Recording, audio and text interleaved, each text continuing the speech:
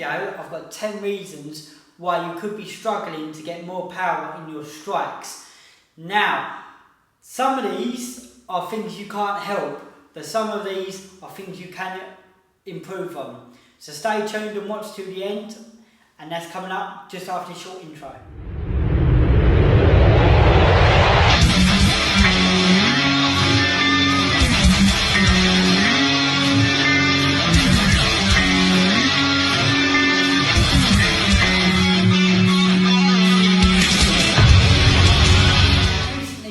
Question about struggling with power, and it was from someone who was quite young, so that's the first one I'm going with. You might not be getting as much power in your strikes because of your age. If you're really young and you're not fully developed yet, you're not going to naturally have as much power. But basically my advice to you is just practice your technique. So that's number one, is age. Number two on the list is something else. I'm sorry, but you can't really control either, like your age. Even though age does get better, this one might not get as much better, but it's to do with your genetics. Some people are just built differently. Some people are built like tanks and they're short, stocky, and they've got good explosive power, and some people are more just skinnier, a bit leaner, and maybe taller. Doesn't mean you can't develop power with your technique, but you just might not have as natural power as some other people. You can develop it a little bit with strength and conditioning, but there's only so far that will take you. Obviously, if you naturally got the power, that always helps.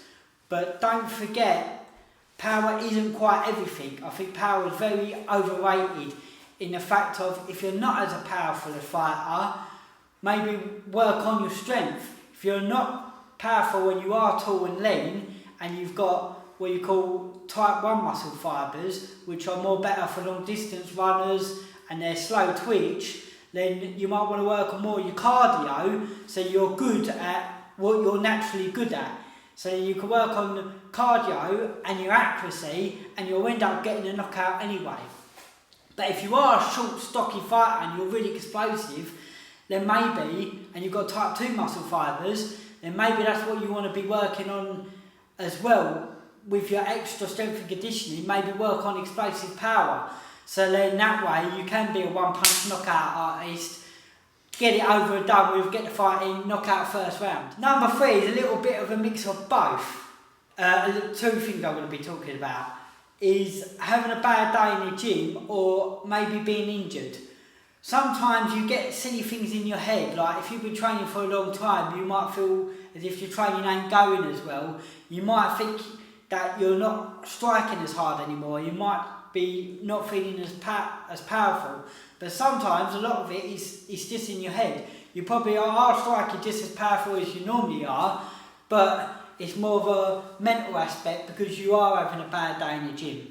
Now, a lot of reason why you might be having a bad day in the gym is because of an injury.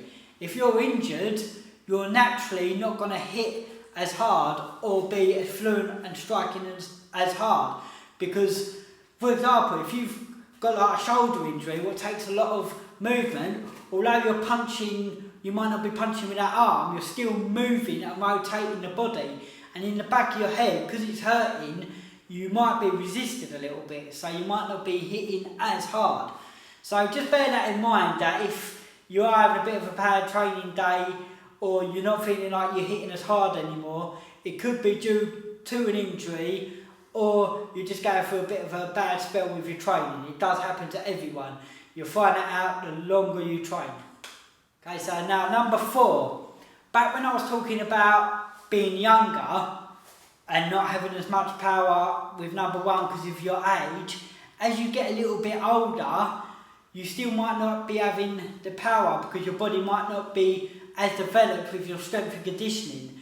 You might have hit that age and gone through puberty, and it's your time where you need to start doing your strength and conditioning, doing your weights. So that could be something what could be holding you back. You could have everything else right, you could have perfect technique, you could be quite naturally stocky but still not quite getting the explosive power, where if you do more explosive exercise, you can get more type 2 muscle fibres. I spoke before about type 1 and type 2 muscle fibres. Type 1 is what they call slow twitch muscle fibres, which is more of your muscular endurance, but it is proven if you train more explosive power, you can get more type 2 muscle fibres. Like I said, there is still a limit to your potential and your body, but that could be another reason why you're not getting as much power. Right, just before we get into number 5, if you're liking this video, make sure to give it a thumbs up and make sure to smash that subscribe button. Right, number 5 is a little bit of a pet hate of mine, and I didn't believe in it for a long time, but it is true, it does exist, and it's overtraining. I'm going to be making a whole different separate video on this, but if you're training a lot, you can end up overtraining and you will end up going backwards with things. And your power, your explosive power, whether it will be doing your punches or even your wrestling, if you've got an explosive double leg takedown, but you're overtraining, and your muscles are already tired from training before, you might, like a couple of days before, you might not have that explosive power to be able to do that movement or to throw them strikes.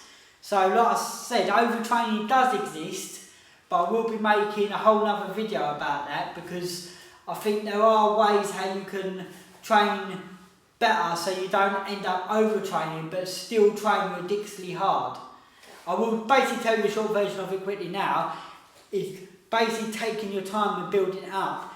You can't sprint before you can walk. You've got to learn how to walk, then jog, then sprint. If you're just going bam, bam, bam ridiculously hard and your body's not used to it, then you're going to end up overtraining. But if you can build your training up gradually over time, then that's how you could do it. It is a lot more in depth than that, so look out for that video. Number 6 is being too tight, but not because of your technique, but because of your muscles.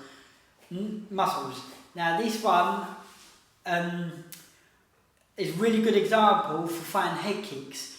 If you've got really tight legs and you don't stretch as much and you're not as flexible, if you can't throw a high kick naturally without having to do a lot of stretching beforehand, you should do anyway to warm up and loosen up.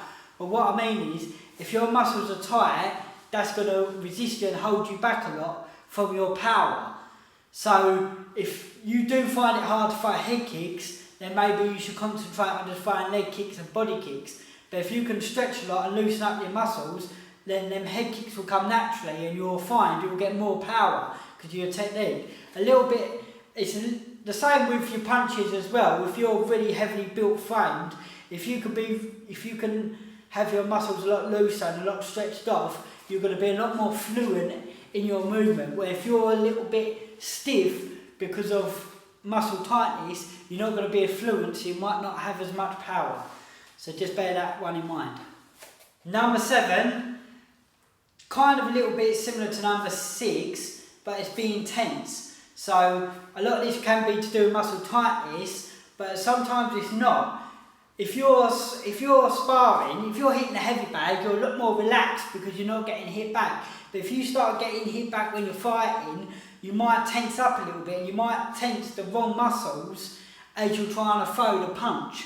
And that could actually slow you down and not generate as much power because you're being tense with your punches and not being more fluent and snappy. You want to be snappy and powerful but not be as tense. Number 8. Now this is not throwing with bad intention or not throwing with aggression. What I mean by that is if you're hitting the punch bag, it's all good, like you don't want to be doing this with every punch necessarily, but if you're throwing your punches, throwing your combination, you normally want your last strike to be a powerful one. Now you want to be able to have that grunt, that ki or whatever they call it. You want to really, basically to give it some. People say you shouldn't have emotions in a fight. Well, that's a load of rubbish. If you slow down fighters and watch their face when they're throwing a punch, they're all screwed up and they're really giving it some. Because that's what you want to be like. You want to be going like jab, cross, hook, and then BAM! Like that. Really giving that and throwing that last punch in with aggression, and that will make that last punch and strike more powerful. Number 9. Now this is basically not training enough. I have had people say to me they feel as if they're not getting a lot of power in their strikes, or they feel like their power isn't increasing, and they're only training with me like once or twice a week. It takes time as well. Like, you're not going to just get power or develop power overnight. It takes time. So if you're not training enough, that also could be a reason why you're not getting as much power in your strikes as you may want.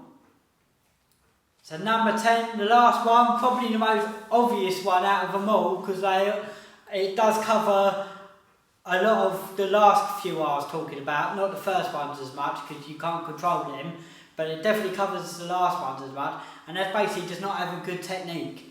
You've got to have your technique on point. If you're throwing the hook, but you're not twisting your hips and turning your foot over as you're throwing the hook, you're not going to get as much power. If you're just arming it, you're not going to get as much power as if you're having good technique and really driving them punches into your opponent, or kicks, or whatever strikes you're doing. Again, with say like a cross, if you're throwing a cross and you're stretching out because your technique's bad, you're not going to have as much power as if your feet are underneath you and you're really throwing in with good technique and power. Obviously it comes from your technique, so good technique is always going to generate more power. So anyway, thanks for watching this video. I hope this has helped someone a little bit and opened up your mind a little bit more to why you might not get getting as much power in your strikes. If you like it, give it a thumbs up, and if you want to support me, don't forget to smash that subscribe button.